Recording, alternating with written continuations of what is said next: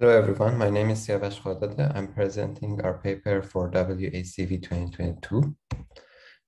The goal of this paper is to given a face image edited based on different attributes. For example, age, beard, hair colors, gender, happiness, lip makeup, yaw, glasses, and lots of other attributes.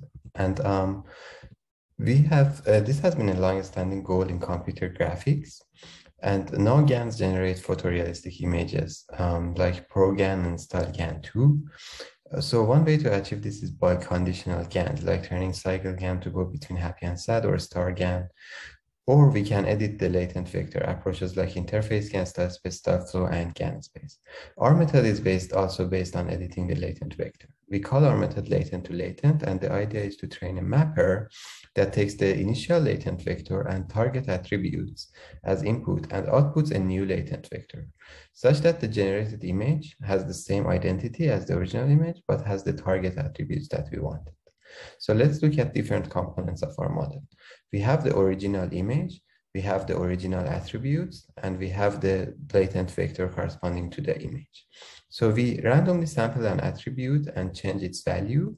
We make sure that this change is consistent. This is a minor detail, but we correct this change term. And then we pass the target attributes and latent vector to latent mapper. So we get a new W prime, the new latent vector, and pass it to StyleGAN to generate a new image. We get the attributes of this new image by passing it through attribute regression. And then we look at the difference between our original target attributes and the output of the attribute regression and apply L1 loss to train our network. Note that only latent to latent mapper is trained and all other networks are fixed, and we just backpropagate through them. We also use other losses to better train our network. We use neighborhood loss to not go very far from the original W vector.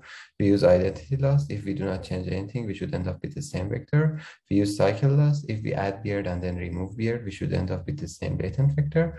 We also can apply losses on image domain. Here we get the image and pass it to FaceNet, and we also have the original image, pass it to FaceNet, and we make sure that they have the same identity. So we compare qualitatively and quantitatively with three baselines: interface GAN, style flow, and GAN space.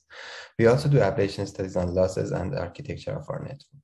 We can see that our method generates a variety of high quality different edits. Here you can see examples on yaw, age, and beard. And you can see that these edits are very disentangled. We also compare it with when we age the person with different methods.